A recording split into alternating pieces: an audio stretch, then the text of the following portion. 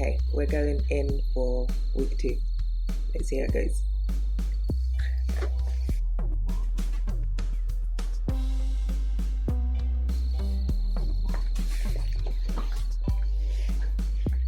Hi, I'm Ramat Johnny and welcome back to the weekly unfold. This is week 2. So I am looking back on week commencing 16th of December 2024. If you're new here, hi, how you doing? Welcome to, I don't know, what do people say? Like, welcome to my channel, welcome to my page, whatever it is, welcome. I am going to deep dive into some reflections on my last week. So I've got my iPad here because it's got like some bullet points of various bits. So I basically do one ask that I've made, one failure, quote unquote failure, 2 things I've learned or reminders I've had, and then 3 things I'm grateful for. So let's dive in.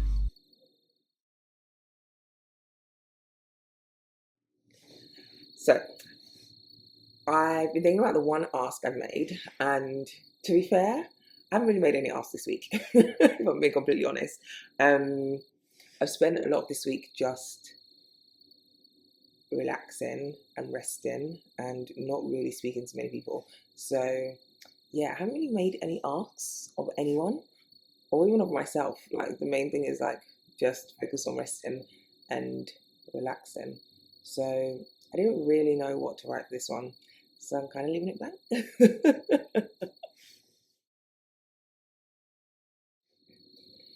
So the next one is that one failure that I've had, and this didn't necessarily happen this week, but I'm feeling the results of it this week, essentially.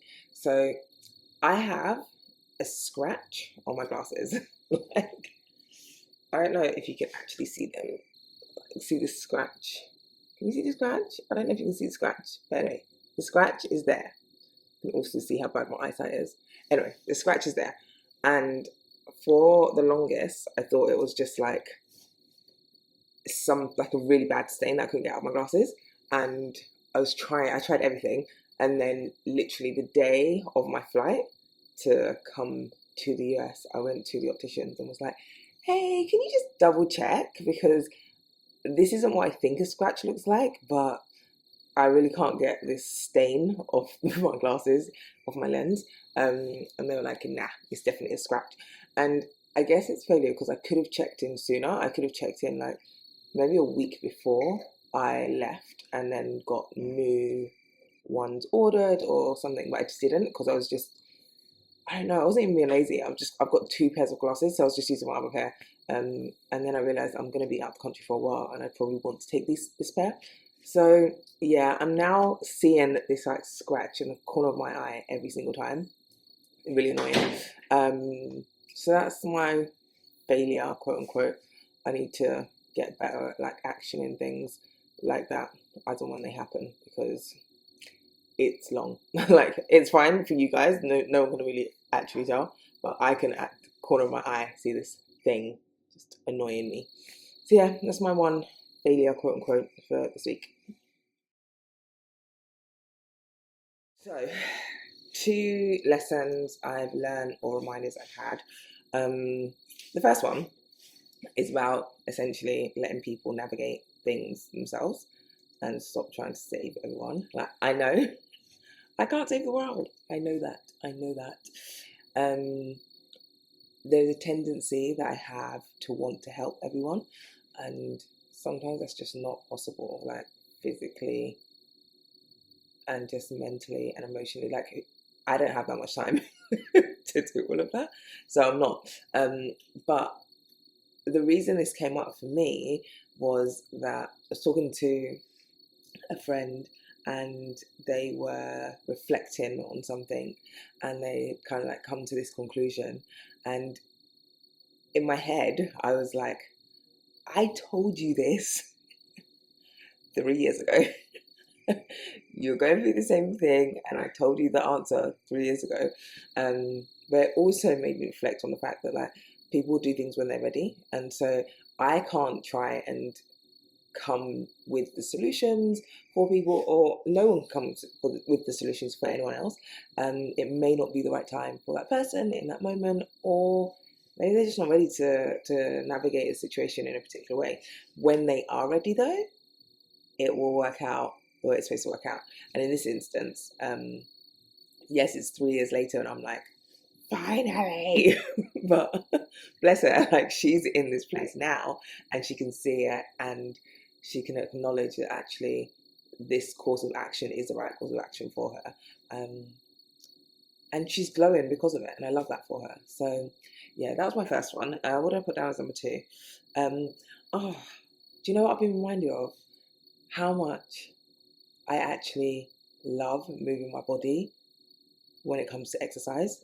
So I haven't done much exercise. I tend to get my steps in, but being here in the US, like, I know the area, but I don't know it well enough to say I am comfortable doing walks every morning at like silly o'clock. And yeah, a lot of people, you need to drive a lot. You need to drive to a lot of places, and it's just safer for me to stay inside. But the building that we're staying in has a gym, and I've just been using the gym again. So, just using my muscles and using some of the equipment, using like some of the weights. I've come back from like my various gym sessions, and I'm like, oh, I feel good. Like, my body's it's a bit achy. A bit like, good achy. So I've just been reminded how much I do enjoy doing a workout, like after the workout is done. Because during the workout, I'll be like following someone's thing on YouTube, and they'll be like, oh yeah, okay, like 10 more. And you do your 10, and you're like, oh, thank God it's over. I'm like, okay, one more set. And I'm like, what? So anyway, so that's that. So yeah, I'm really enjoying moving my body again, because it's felt good. My muscles are in a bit of pain, and I'm like, good pain. So yeah, that's that. 3 things that, dropping things all over the place. 3 things that I am grateful for or thankful for. Number 1, my good sis Jen going to check my plants, because the way I forgot to water my plants before I left, I was highly embarrassed, because I had said to myself, you need to water them, because I hadn't watered them in a little while. And I was like, you need to water them, and then Jen only needs to come and check it like every so often, and check the flat. And I forgot. I completely forgot. I literally I've been messaging Jen and being like, so I finally made it to the airport.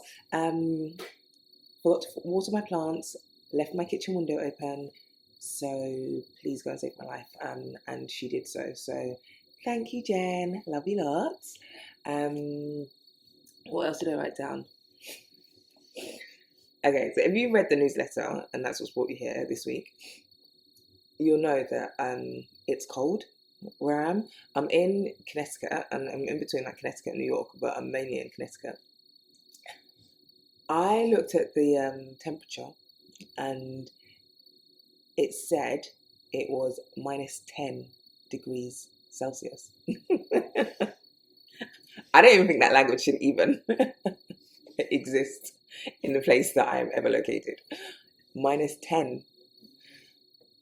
Granted, I'd just woken up, but now it is -6. You can't see it. Can you see it? I can't see it. Anyway, it's -6. So the thing that I'm thankful and grateful for, Uniqlo. Big up your chest. Uniqlo heat tech. I've been talking about Uniqlo for years. I was actually saying to my friend Sierra that Primark now have thermals, but she was like, yeah, I remember when you used to tell me to go and get Uniqlo, and I was like, those prices, and I was like, yeah, but those prices are worth it. They are investment pieces, because I haven't been surviving this world, this weather, this temperature with Uniqlo. So yeah, I'm gonna tell you all to go and invest in Uniqlo heat tech things. I think they've got one which is like ultra warm. That's what you call it. But the thing is, the material isn't super thick either. I don't know what the technology is that they've used. I think it's a Japanese technology, but it means that it doesn't need to be super thick and bulky, so you can wear it under your clothes and rest it. This actually is this suit that I'm wearing, this set that I'm wearing isn't Uniqlo. This, however, is Uniqlo, and this keeps my chest warm. So Uniqlo Heat Tech, I see you, I thank you. We will continue riding and dying every winter. So that's that. And then the third thing that I've got down is another fashion thing, but I actually don't know if that's what I want to talk about. But nah, it is what it is. Dr. Martens. As I was packing my bags to come over, I was like, Dr. Martens are really heavy, and I wasn't about to wear them to the airport, but at the same time, I felt like they'd be the most versatile like pair of shoes to wear when I'm here, because you can dress them up or you can dress them down.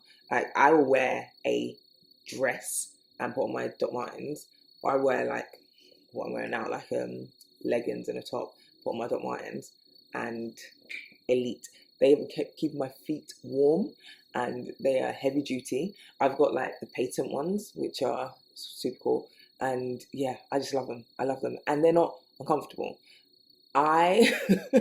Fun fact, I also with people that like fix shoes.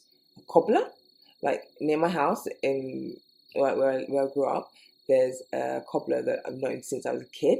And I always go there whenever I have like to get my shoes rehealed or get a set of keys made, blah, blah. When I got my Doc Martens, I took them there for him to stretch them out a little bit so that they were comfortable when I wore them. I've never had to wear in Doc Martens. I've never had to have blisters with Doc Martens. Not about that life. But yeah, Doc Martens, thank you. I'm thankful for your life. And that's it, really. So that's my weekly unfold. I am looking forward to seeing what the next week brings me. I've got a couple of days of actual working, and then I'm off for the rest of the year. So we'll see what that brings me. But that's it for your weekly unfold episode. Take care of yourself and stay out of trouble, unless it's good trouble, in which case, go well. Bye.